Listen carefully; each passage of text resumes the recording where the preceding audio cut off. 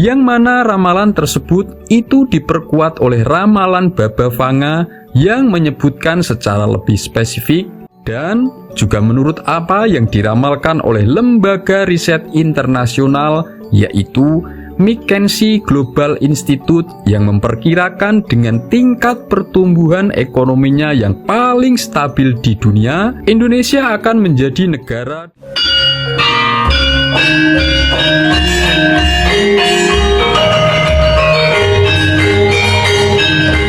Assalamualaikum warahmatullahi wabarakatuh. Salam sejahtera, salam rahayu untuk panjenengan semua. Sedulur, Presiden Prabowo Subianto pernah menyampaikan dalam pidatonya bahwa di zaman nenek moyang kita, bukanlah Indonesia yang datang ke negara Inggris, ke Portugal atau ke Belanda untuk menjajah, tetapi negara-negara tersebutlah yang datang ke Indonesia untuk menjajah Indonesia.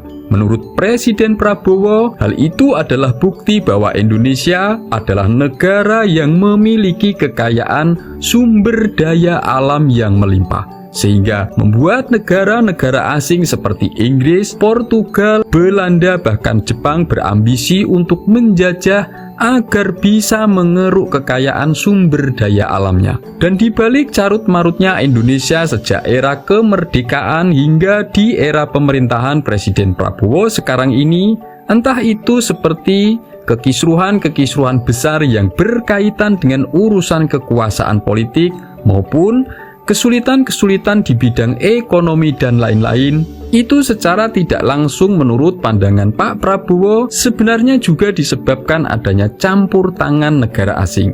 Meskipun hal itu tidak banyak disadari oleh masyarakat luas di Indonesia. Tetapi di balik sejarah panjang yang sudah mengantarkan Indonesia hingga pada era pemerintahan Prabowo Gibran sekarang ini, ternyata jika dikaitkan dengan apa yang pernah diramalkan oleh seorang Nostradamus bahwa akan ada kebangkitan dari timur atau akan tiba masanya di mana negara-negara di bagian timur itu akan bangkit dan menguasai dunia, menggantikan negara-negara barat, yang mana ramalan tersebut itu diperkuat oleh ramalan Baba Vanga yang menyebutkan secara lebih spesifik bahwa negara Cina akan menguasai ekonomi dunia, dan juga menurut apa yang diramalkan oleh lembaga riset internasional, yaitu McKinsey Global Institute, yang memperkirakan dengan tingkat pertumbuhan ekonominya yang paling stabil di dunia, Indonesia akan menjadi negara dengan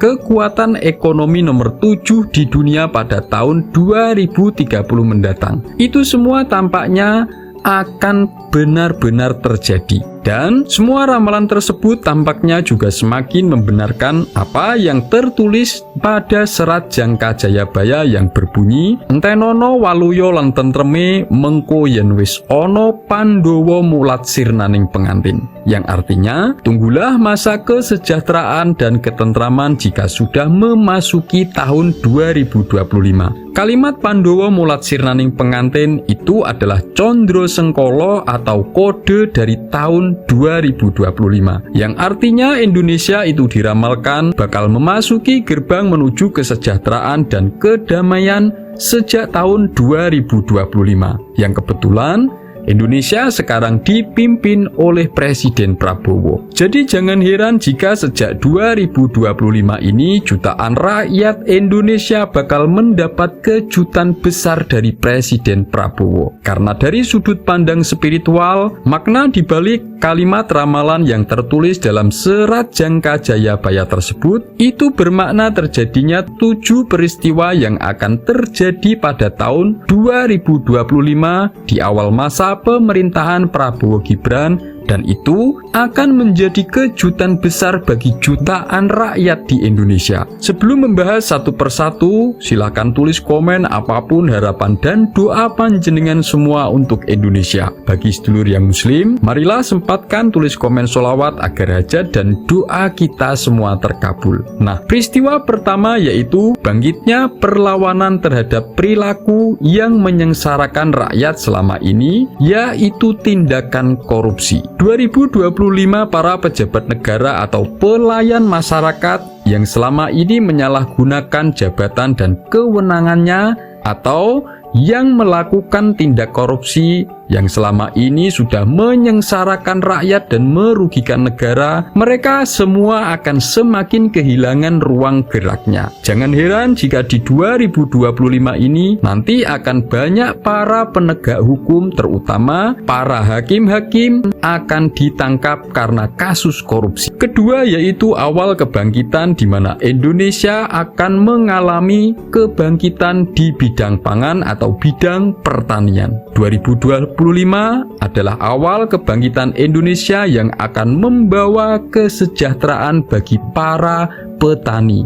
Dan siapapun golongan-golongan yang selama ini selalu sengaja menghambat majunya bidang pertanian, yang selalu menyusahkan para petani, mereka semua akan benar-benar dilawan oleh pemerintah dan seluruh rakyat Indonesia yang menghendaki terwujudnya kemakmuran di bidang pertanian. Ketiga yaitu Indonesia bakal mendapat kejutan prestasi dari dunia olahraga, bahkan itu akan mengherankan dunia, yaitu keberhasilan tim sepak bola nasional yang akan lolos kualifikasi Piala Dunia. Ini sebenarnya ada kaitannya dengan menguatnya persatuan dan kesatuan. Artinya, dari bidang dunia sepak bola inilah yang akan mendunia, yang itu membangkitkan semangat persatuan di Indonesia sesuai dalam ramalan yang tertulis dalam Jangka Jayabaya. Keempat yaitu awal bangkitnya perekonomian Indonesia pada pertengahan 2025.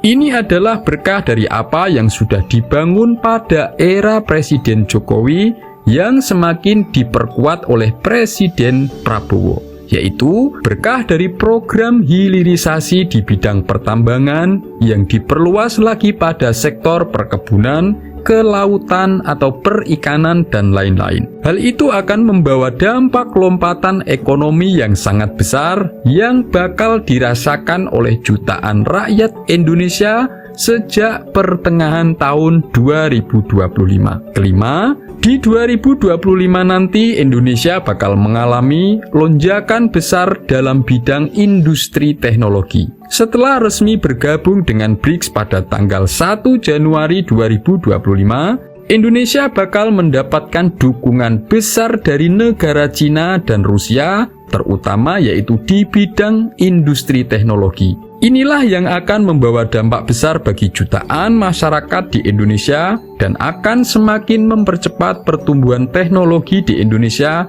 sehingga Indonesia akan semakin disegani dunia. Keenam yaitu bangkitnya persatuan dan perlawanan terhadap segala bentuk provokasi massa. Jika di era Presiden Jokowi banyak sekali kejadian atau terjadi bentuk-bentuk tindakan yang sifatnya memprovokasi atau mengadu domba yang sangat terang-terang dilakukan oleh para tokoh-tokoh besar yang tidak lain sebenarnya tujuannya adalah agar terjadi kerusuhan juga keributan di Indonesia demi kepentingan politik golongan, juga kepentingan asing di baliknya. Di 2025 ini, tokoh-tokoh provokator, para pemecah belah tidak akan lagi punya ruang gerak dan bisa leluasa. Mereka bakal menuai karmanya, jadi jangan heran jika sejak 2025 ini akan banyak sekali para provokator yang terkena jeratan hukum. Yang ketujuh yaitu semakin menguatnya bentuk perlawanan masyarakat Indonesia terhadap dominasi budaya asing yang berusaha ingin membajak ideologi bangsa. Itu akan terjadi sejak 2025